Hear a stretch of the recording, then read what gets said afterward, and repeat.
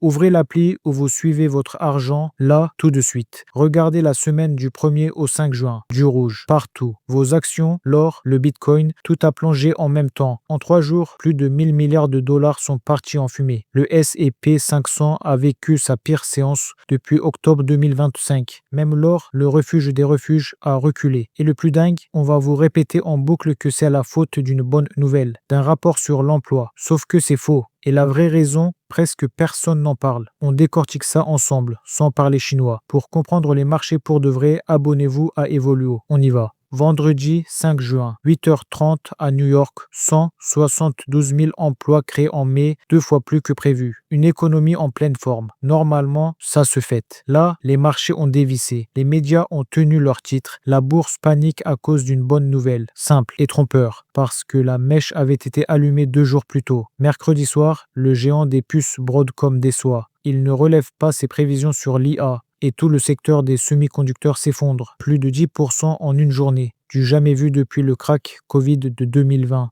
Voilà le vrai déclencheur, les puces, l'IA. Le rapport sur l'emploi, lui, n'a pas allumé l'incendie, il a jeté de l'essence dessus. La règle à retenir, les marchés ne parient pas sur l'économie d'aujourd'hui, mais sur celle de demain. Depuis des mois, tout le monde attendait une chose, que la Fed baisse ses taux. Et des taux qui baissent, ça dope tout, actions, or, crypto. Mais le scénario s'est retourné. L'inflation est repartie à 4,2%, son plus haut depuis 3 ans, porté par la guerre contre l'Iran et le pétrole au-dessus de 110 $. Et un marché de l'emploi trop solide, ça veut dire plus de consommation, donc encore plus d'inflation. Résultat, au lieu de baisser ses taux, la Fed pourrait les remonter. Coup de massue pour la bourse. Pourquoi? Posez-vous une question. D'un côté, une obligation garantie par l'État qui rapporte du sûr. De l'autre, une action qui peut grimper de 16% ou perdre 25% en un jour. Quand le sans-risque devient généreux, l'argent fuit le risque pour la sécurité, mécaniquement. Voilà pourquoi une bonne nouvelle pour l'économie est une mauvaise nouvelle pour la bourse.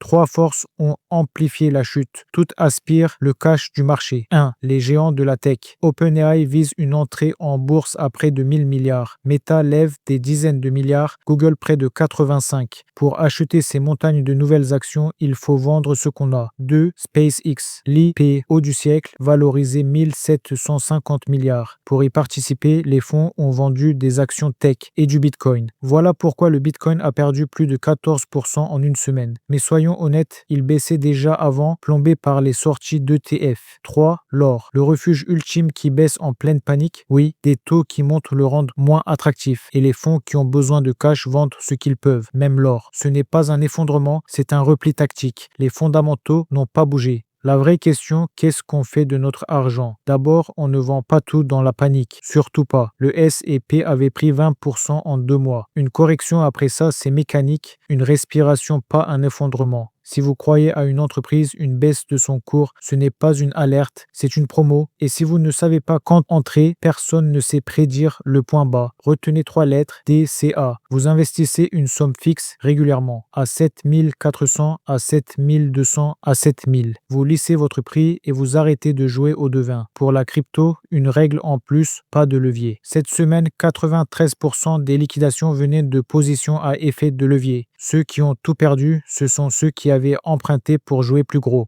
Et le meilleur, on a aujourd'hui un avantage, le recul. Cette IPO de SpaceX qui faisait si peur a eu lieu le 12 juin. Et au lieu de couler le marché, l'action a bondi de près de 20% le premier jour. Le S&P et le Nasdaq ont rebondi dans la foulée. Alors, le crack a commencé. Non, une correction violente, suivie d'un rebond. Exactement ce que font les marchés depuis toujours. La bulle IA n'est pas démontée pour autant, la tech reste chère et la prochaine secousse viendra un jour. Mais paniquer à chaque rouge passager, c'est le meilleur moyen de perdre de l'argent. Dites-moi en commentaire, vous avez acheté la baisse attendue ou regardé de loin. Racontez-moi. Et si cette vidéo vous a éclairé, abonnez-vous à Evoluo. À très vite mes amis.